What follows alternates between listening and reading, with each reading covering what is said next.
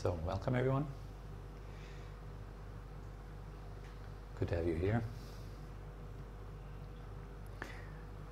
Today, I'd like to talk about the so-called 3 trainings and the 3 jewels and the 3 characteristics of existence as a 9-fold approach to training. So at first, at the base, let's take the 3 jewels. The so-called 3 jewels are the Buddha, the Dhamma, and the Sangha. The Buddha is the one who knows, the awakened one, the one who teaches. What is he teaching? He's teaching what is true, what is real, the Dhamma, which is the 2nd jewel. And to whom is he teaching and who is practicing those teachings is the spiritual community, the Sangha. So these 3 are called the 3 jewels. Every Buddhist takes refuge in those 3 jewels. Taking refuge in these 3 jewels means taking refuge in the one who knows, in awareness, and in your teacher. Taking refuge in seeing the truth, seeing things for what they are. And also taking refuge in the teachings, of course. And taking refuge in the community, in the Sangha, means taking refuge in those who support your practice, who uplift you, good friends. And also in the mental qualities which are supportive on the path, mental and life qualities which are supportive on the path. These are the first 3, which are absolutely vital for our practice. The second set are the so-called 3 trainings, which are, in essence, the path to awakening that the Buddha has taught. So if you want to narrow down all the teachings that the Buddha has given, all the advice, the instructions that the Buddha has given, then you can give them 3 headings. He has 3 trainings. 3 Sikha. 3 means 3, and Sikha means training. So the first training is the training of restraint, the training of Sila. Sila means restraining yourself from doing what is unskillful and at the same time cultivating what is skillful. And what is the training ground? Training ground is our body, our speech, and our mind. Of course, the most important and foremost amongst those 3 is the mind. Because the mind is what is directing the speech, and the mind is also what is directing the body. Without a mind, the body would be like a car without a driver. Pretty useless, just a corpse. So we have these characteristics of the practice of Sila. Yes, restraining ourselves from doing what is wrong, what is leading to suffering here and now and later, for ourselves and for other people. It's fairly obvious, actually. We don't have to contemplate and go into deep philosophies to recognize things that are leading to suffering for ourselves and others. Those are things such as lying, stealing, committing sexual misconduct, being a harmful person to yourself, harming your own health, harming other people's health, etc., etc. You all know what it means to conduct oneself in a way that is harmful. Also, you know that the opposite of that, opposite conduct means cultivating what is good, what is positive. For example, being grateful, helping other people, being a positive influence in life to yourself and others. Looking at yourself in the mirror in the morning, giving yourself a smile, these kind of things. Giving your friend who has a hard time a hug. All that is very positive, uplifting, helpful, conducive to harmony and happiness within your own household and for your friends, even for your enemies. So this is the training of Sila, the first one. Second training, which is absolutely rooted and based in and on Sila, is the training of Samadhi. Samadhi means basically, I don't really want to translate the word Samadhi, but you can say it is a unification of the mind which is object, or a completely still mind. A mind which doesn't reverberate or vibrate anymore. A mind which has reached a complete still point. That is Samadhi. So when we are training our mind to become still, to experience the bliss of inner silence, to empower the knowing in the mind so that we can generate insight.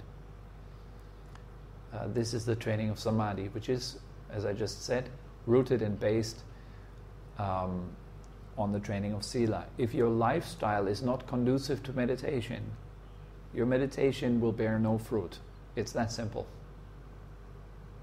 Many people complain, I just don't know, why is my meditation not working out? Look at the cause. Why is the meditation not working out? If the meditation doesn't work out, it's due to its cause. The environment of your life is not conducive to meditation, so meditation doesn't work out. Do you have inspiring friends? Do you have friends that uplift you and help you to achieve goals on the spiritual path? Do you surround yourself with such people? It's very conducive. What books do you read? What web pages do you browse? Do you digest political information? Will upset the mind. It will not be conducive to quietude and meditation. It will steer your mind up. It will make the mind edgy and unhappy.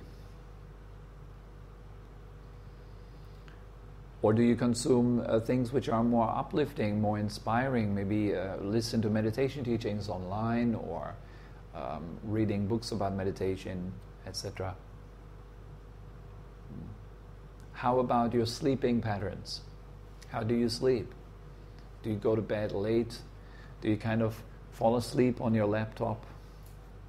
Stuff like that it doesn't help. It doesn't help the meditation, right? Falling asleep on the laptop or in front of the TV, or these kind of things, which is quite popular nowadays. That these kind of things happen, or with the phone still on our pillow, like constantly ringing away and giving us new messages, and there's constant excitement for the mind. Such a lifestyle makes meditation practice rather difficult. And what that means, if I translate that, it makes happiness difficult. Meditation practice is nothing else than cultivating happiness, cultivating joy, cultivating a wonderful feeling in body and mind. And we're actually not allowing ourselves to have this wonderful feeling if our lifestyle is not permitting it. So that's, I think, a very good reason to change one's lifestyle, so that there is a better feeling in ourselves, that we feel more fulfilled, more happy, better.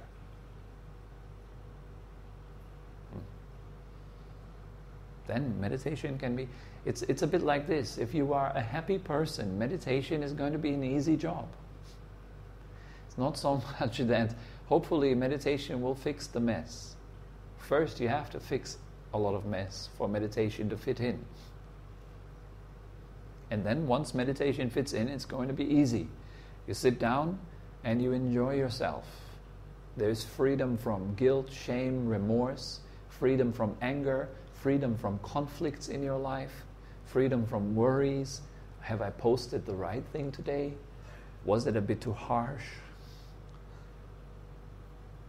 I could have said it differently.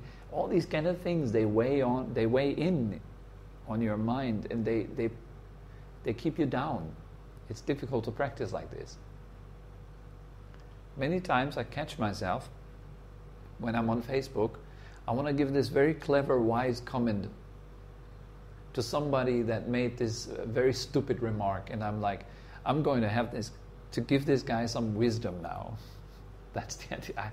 I'm the great wise guy that has to teach other people how to live their life. So the mind likes to think in these ways, right? So I put my wisdom in, and as I'm typing away, suddenly mindfulness kicks in. And I see what I'm doing. And I stop. And I delete.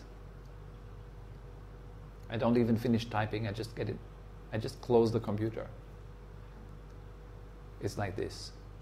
Like this, the practice is good. It will help with your meditation. There is no need to make that comment. Even if it makes the other person turn around and go, wow, yeah, this guy's right, oh yeah, sure. It really doesn't have much of an impact on another person. Which is more impact on your own life is leaving that comment and just relaxing. It's more healthy. If you can, even don't open Facebook. Even better still. And now, so nowadays in our society, one of the big things is, of course, is media. We have a lot of computers, a lot of phones, a lot of entertainment at our fingertips, and that is sucking a lot of energy. So that is nowadays the thing, to regulate. If you want to be good in meditation, then we have to kind of regulate the use of entertainment. For example, Pan and me, we do still watch movies and we do enjoy ourselves with entertainment as well, but we only do that during the weekend. But during the week it's rather strict, because I have a great interest in moving on and developing my meditation. However, now, since we are doing this, I notice something, that what I build during the week, I destroy during the weekend. So it's not very helpful. So I have to find a solution about that. I'm not fully ready to just live in a cave, so I need some entertainment. I like watching movies and I like this kind of stuff, so it would be unwise to give it up. But I certainly should regulate it. So that's how we should do it, right? So then you have the third type of training, which is of course based on Sila and Samadhi. Once you have a good lifestyle and your knower is empowered, your awareness is empowered by Samadhi, then there will be Panya, wisdom, insight, a direct understanding of the Four Noble Truths. That there is stress, that this is the origination of stress, this is the end of stress, and this is the path leading to the end of stress. This is what wisdom actually is. The knowledge, the direct knowledge of the Four Noble Truths. Understanding stress and the end of it. Not understanding it intellectually, but having a full grasp in silent mindfulness of these four facts. And digesting it again and again and again and again until deep insight kicks in.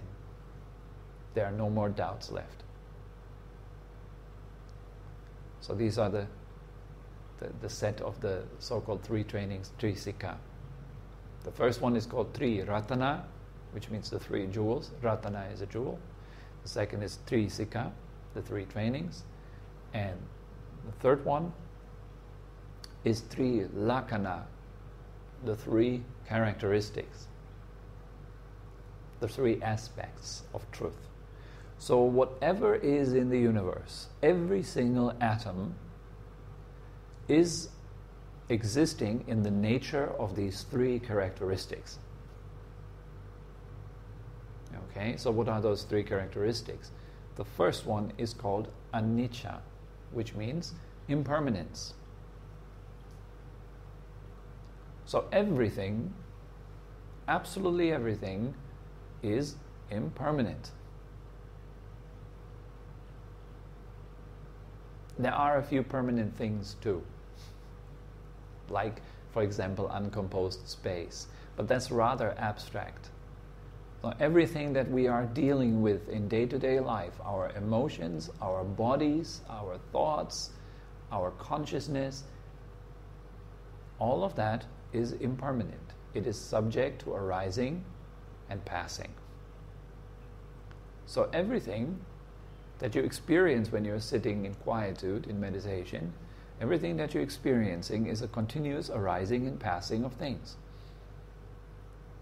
that impinge on your mind, continuously poking you. Reality is constantly poking in on the mind. It's constantly bothering the mind. Sometimes coming through the ears, sometimes coming through the nose, sometimes through the eyes, sometimes through the mouth, sometimes through the intellect, sometimes through the emotional body. Constant harassment of the mind. The mind is a bit like a glass of water. If you have like a clear glass of water and then you put in drops of ink, so a little bit of orange ink, a little bit of green ink, a little bit of black ink, a little bit of blue ink, and then you steer the whole thing around. So the mind takes in a little bit of black ink from the ears, a little bit of green ink from the nose, a little bit of red ink from the eyes, etc., etc. There's constant things coming into the mind, coloring the mind into various different colors and shapes.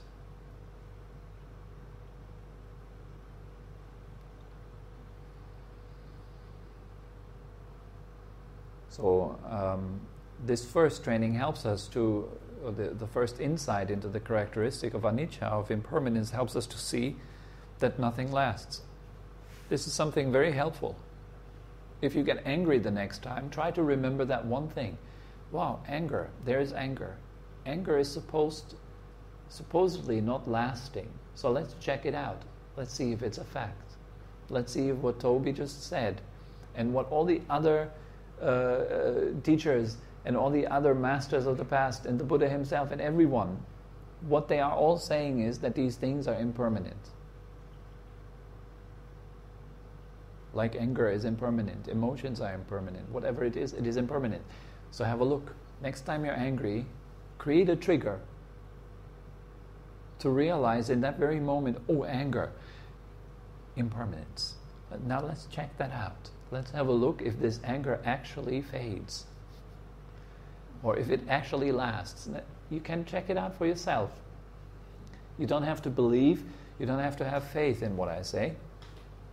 You can put it to the test.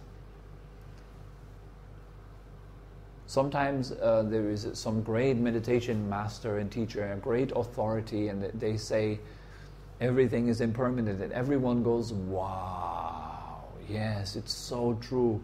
And then some like your neighbor tells you, Tobi, relax, everything is impermanent, you should meditate more.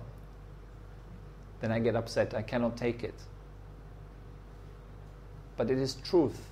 We should take truth. Always. If anyone serves you truth, take it right away. Put it to practice right away. Truth is not a philosophical concept that we are adhering to. It is a practice. It is something to be seen here and now. For the sake of finding release from suffering and stress. That's the whole point of it. Seeing truth for entertaining the ego, it doesn't work out. But seeing truth for the sake of finding freedom from suffering and stress, yes, that's the point. So that's why we are interested, why we are gathered here, why we are listening to this stuff. I want to find out that next emotion that I feel, will it last? It's so simple, right?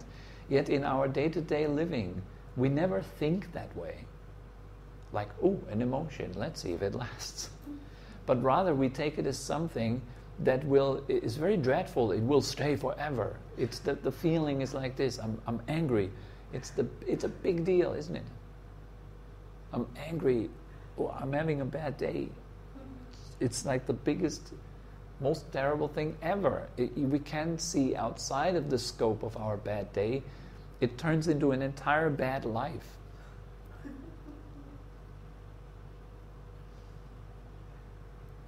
This is a sad thing if that happens. It means we are dreaming and we are unaware that we are dreaming. We don't recognize that the mind is dreaming up stuff. This is really a serious drama, but it's actually nothing. It doesn't last. It doesn't last. So keep reminding yourself, this is one gateway, it is one door to liberation. To continuously remind yourself of the impermanence of whatever arises in your mind. It's a training, yes? The other side of that coin, which can be more difficult to deal with, is when you look at happiness. Yes, when you're looking at happiness, it's true. Yes, exactly. Yes, it doesn't last too. Therefore, the side of the coin when you're angry or depressed and you know that that doesn't last can help you deal with that. yes, Sometimes the coin goes the other way, and when you're happy, the thought comes in that this isn't going to last. yeah, and then what happens when that thought comes in? Does the thought last? And the cycle continues. Yes. You need to be faster than that. In that presence, or in the present where both of those are weaving in and out. Yes, that's the point. And we can still travel forward between them. And it has to be a present that is free from verbal constructions. Like, let's say that thought comes in, ooh, that happiness will not last as well. Well, that thought too, it doesn't last also. You have to be faster. You come right back, it comes right back through the back door to surprise you. You just recognize that the happiness that you're having right now will not last. So that gives rise to a thought. And that thought is bait. And that bait is there to catch you. But that thought in itself doesn't last. And the sadness that follows, maybe you are having happiness. It's like, ooh, maybe someone just told you, Chris, I love you. And you're like, oh, that feels great. Oh, but it won't last. And already you're not feeling good anymore. Now that feeling also will not last. It's so fast, it's so rapid. So when we are in the present full on all the time, then we notice that actually there is no such thing as happiness and sadness. This duality is more like the oscillation of feeling. It's just one thing, like breath is one process. There is the in-breath followed by the out-breath. They are not two things really. So we can't really say, well, we find out that depression doesn't last. But happiness, what about happiness? It's not really two things, it's a continuity. It's an oscillation. One turns into the other without any break in between. If we can watch this and see this clearly, we do really understand impermanence from a moment to moment base. We can see very clearly that how the world is vibrating, how it is buzzing. I think it is Alan Watts who said that the world wiggles. I really like that. I like that saying, the world wiggles. It's a nice kind of saying. The world wiggles. Everything wiggles. Everything is buzzing from the smallest atom up to the largest galaxies and clusters of galaxies. It's all in motion. It is moving every second. For something to appear still or motionless, it is a wrong appearance. Or it is just appearing like this. We are fooled by the appearance. We're not seeing it for what it is. It is arising and passing. Where is it arising and passing? Within the mind. Everything that is arising and passing, it is arising and passing inside of your consciousness, inside of your mind. And that is changing second by second. Like your eyes are changing second by second, going here, then there. Your ears are changing second by second. Your nose, second by second. Continuously moving, wiggling, buzzing. This kind of experience is a real experience of anicca beyond words. In it, there is no more meaning. No more description needed. There's just the arising of stress and the cessation of stress. Just that. So which is the second characteristic? The second characteristic is dukkha, Dukkha means that which is hard to bear. Suffering. Suffering is a pretty good word. It's tough and it is like this.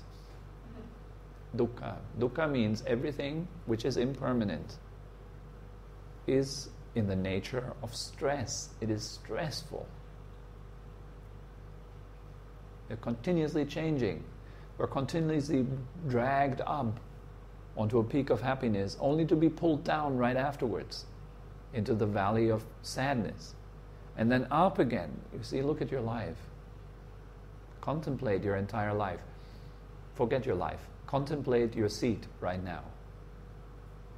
Is it only happy? Is it only painful? Does it only hurt? Or does it only feel good? None of it, but it's a continuous change, right? You notice the knees hurt, you change the posture, they don't hurt, but the shoulder starts hurting. You change the posture again, etc., etc. That never ends. As long as we have a body, we will notice that the body itches, and it constantly demands you to scratch it your entire life long. Gets worse the older you get. It's a fact. It's truth about the body. How about the mind? It's even worse. It's continuously itching, looking around, searching, always unsatisfied. Such is the nature of the mind. It is a heavier burden even than the body. Yet we do believe that the body sometimes feels good and the body sometimes suffers, right? We don't fully would accept, wow, the body is just suffering, it's just a mass of pain.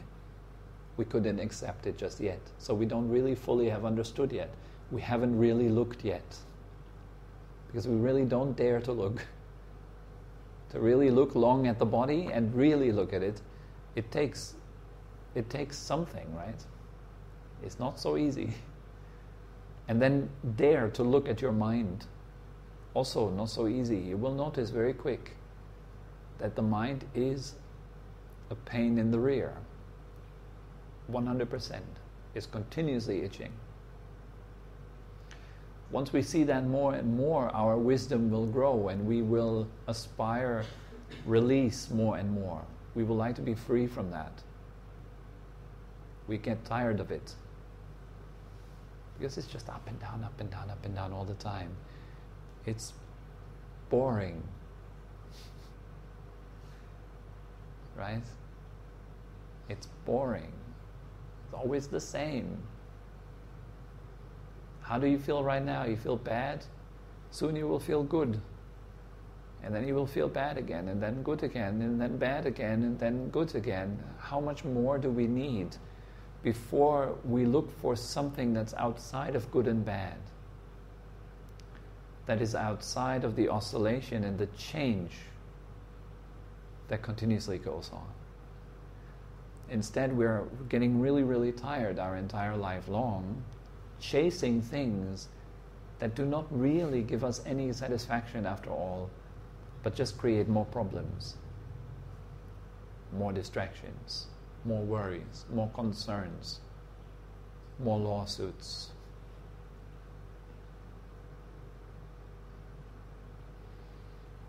This is dukkha, the second fact. This is a bit more difficult to understand than the first fact. The first fact is rather easy to grasp. You notice that everything continuously changes. If you get good at this, if you really notice it often, then you will also understand what dukkha means. You will notice that every feeling in your life is rapidly arising and passing. Millions or trillions even of neurons firing all the time, every second. It's just such a firework of experience. When you see that clearly in deep meditation, then you seek peace. You don't seek thrill anymore. You seek peace. You don't seek excitement anymore. It's already enough. You seek peace. You don't seek intoxication anymore. You seek clarity and peace.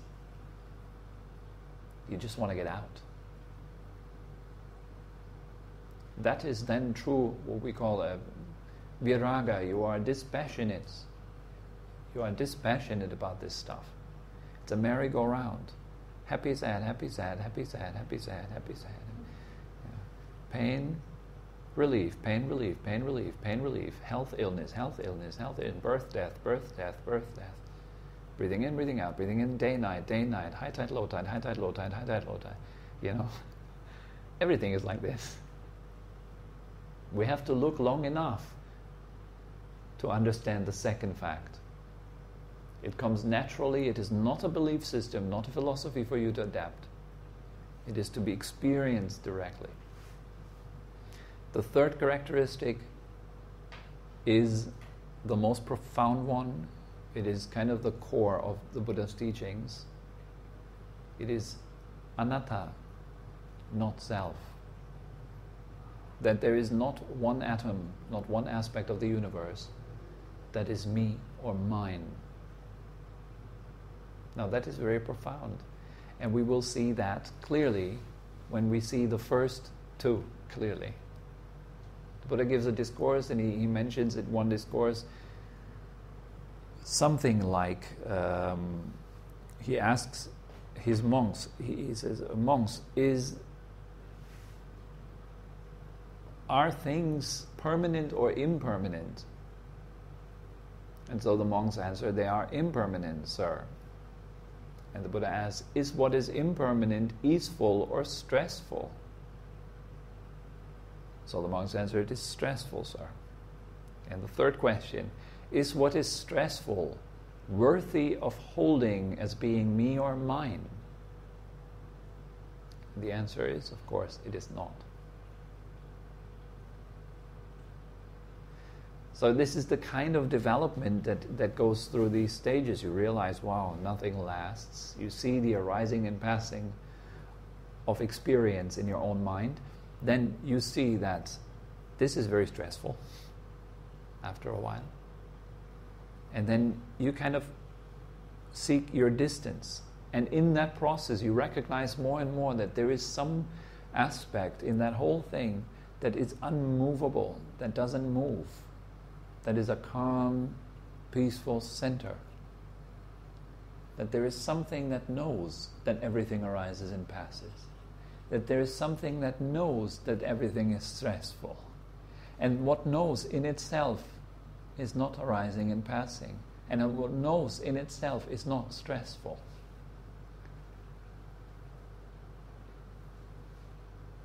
Then you realize that that something that knows also knows everything that arises and passes is not being me and not being mine, simply arising and passing, including itself.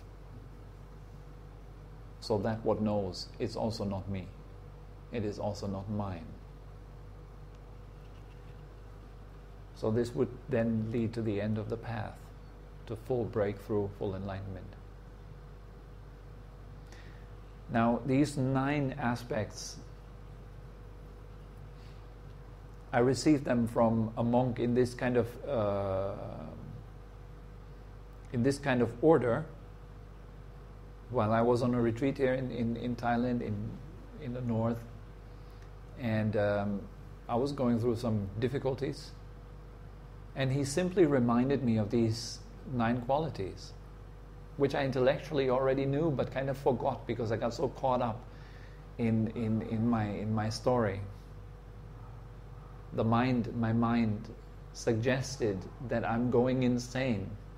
And I had no one there to help, and I was just alone, and it's like, oh my God, what's going on with my mind?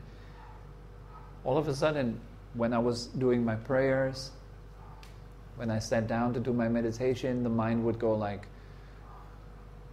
what the hell are you doing? Are you insane? You're praying like you're mumbling some Pali prayers, and you think you're very special, huh? Sitting alone here in a retreat and being very special now. Are you really a Buddhist? I don't think so. I think you're just pretending to be a Buddhist. I'm like, oh my God, what's going on? And it really hit me very strong. It was in one moment where there was no mindfulness at all. This one could catch me very strongly. And it really pulled me down. And so I was getting quite scared. So the next day, fortunately, on a walk, found this monk. He was just sitting in his little hut. And so I approached him and I asked him for teachings. And he gave these 9 teachings, and he simply reminded me very kindly of what matters on the spiritual path. To have a refuge in awareness, seeing clearly the truth of things, how they are, and having a community of people who support your practice, in this case, that monk. And seeing clearly the other 6 aspects, having good foundation of behavior, so good moral conduct, having a good concentration, an unwavering and still mind, and having good wisdom, which consists of the last 3 factors. Seeing clearly for myself that nothing lasts, seeing clearly for myself that these things are stressful, seeing clearly for myself that none of these things that arise and pass are me or mine. So that really saved the day for me in this retreat. So that's why I wanted to share this evening these 9 qualities in this kind of order.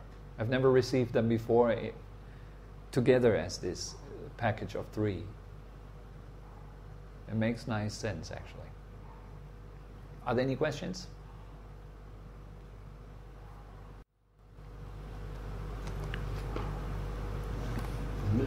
Not related to what you've been saying particularly, that's but okay. About practice. Yes. Just noticed that I was distracting myself, if you like, by wondering whether I should shut my eyes or open them during the meditation. Because I noticed, and I've noticed this with physical activities as well, like I'm doing some yoga or something like that. But when I shut my eyes, I'm going into my head. That's the way I feel. Okay. I'm actually getting caught up I'm kind of losing concentration, or I'm daydreaming or whatever. Okay. And then I kind of feel like it's just like almost like sinking into a nice little bit of a daydream. Okay. So there's a kind of feeling of relaxation when you do it, but at the same time, you're not here. Yeah. And just focusing on a point, focusing on a point without actually not looking, but keeping your eyes open if you like. Okay, but still doing the practice, right? Still going through the steps, etc. Yeah. Yes. Yeah, fair. It's good. The Buddha himself is always depicted with half-opened eyes, and he also, I think, gave instructions to keep your eyes half open during meditation practice. Can be done. You can have them closed, you can have them half opened, whatever is good. Half opened also brings in some light at the beginning, so it, for some people, it's easier to stay awake, not get lost in too many daydreams and stuff like this. So it can be helpful. You want to experiment with that for a little while and see. Usually it's the novelty that makes the practice great. So it's like, wow, that really works with the eyes open. So you do it for a week or 2, and afterwards it turns out to be the same old, same old. Yes. Well, I was actually doing that. There were times when, for example, when you were guiding practice and going into the breath or something like that, and then it felt easy to close my eyes, or getting in touch with the body sensation. Yeah, it's good. But it's just getting tangled up with thoughts now. Then I feel like I need to open my eyes. Yeah. Also that thing. So you try and practice with opened eyes for a while and see if it works for you. Might well be. And concerning thoughts, that's an important one. It requires a lot of intent to observe that there is a thought, and then to immediately come back to the breath or to the present moment awareness, to silent present moment awareness. As soon as you recognize there are thoughts, it has to have, in the beginning of your meditation session, you have to have a very strong intent, like, okay, in this session I'm going to particularly pay attention to thoughts. I'm not going to wander off. Instead, I'm going to immediately go back. However, without stress, it's just a firm intent, because you really want the quietude of the mind, right? Is there any value in actually, rather than, in looking at the thoughts, in observing the thoughts? Because I tried that, and I noticed, okay, it's going around. Yes. So, come on then, come in, okay, let's see what there is. Yes. And it's like a cosmic joke or something, because I felt that the thinking process settled down. Yes, that's good. So you can use that in your meditation. That means each time you're distracted, you use exactly that. So let the thoughts settle down. Basically, you stop fighting with your thoughts. Stop battling. You're not here as a warrior. Now, if you practice, I know what you mean, it has to be carried by power. Your mind has to be empowered to do this properly. If you can see thoughts coming and going, you say, all right, it's like a cosmic joke, they come, they go, etc. However, you will get caught up many, many, many times as well, and the mindfulness is still so weak that it cannot see itself properly. You're still too close to the thoughts. Therefore, we have to practice samadhi until the mind becomes strong. When the mind is strong, the effect of stepping back from thoughts is so much more powerful.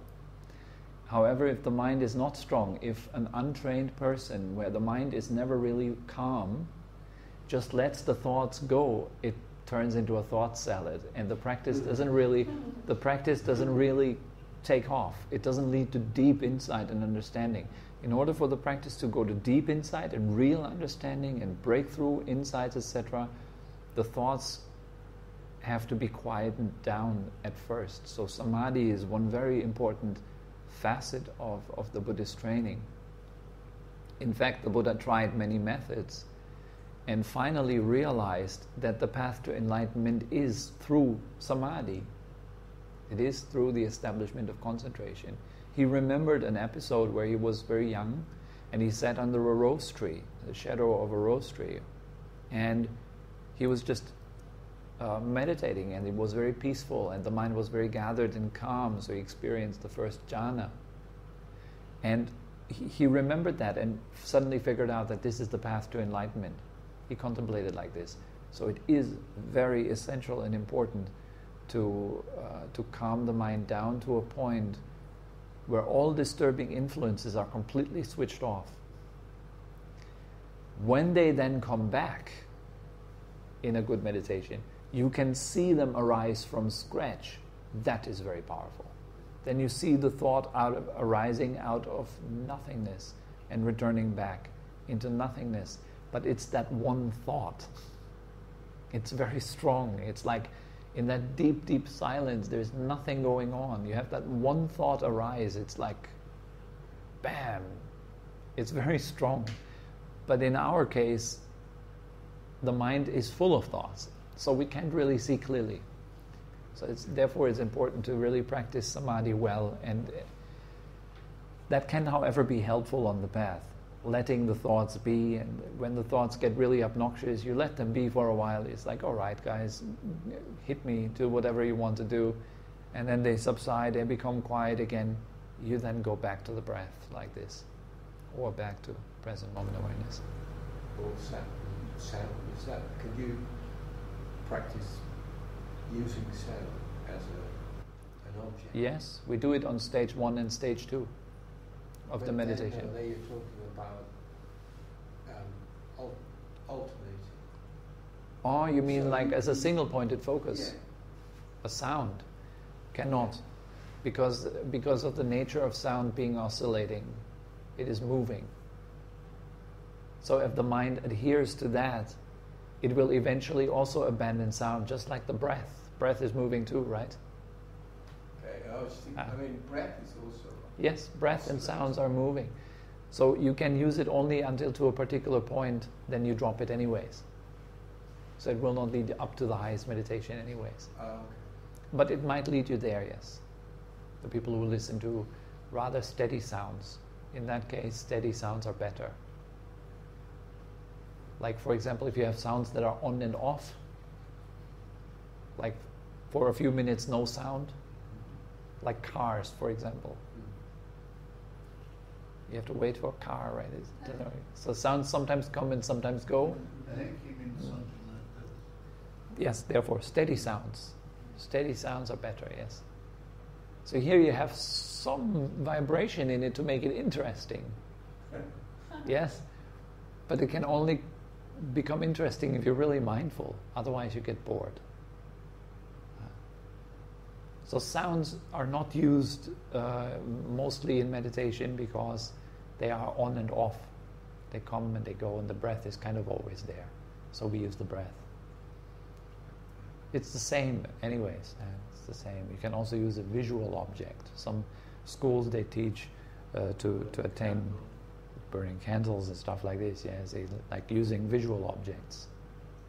Exists also, or an imaginative light, or the Buddha or something like this. You can use all kinds of things, essentially the same.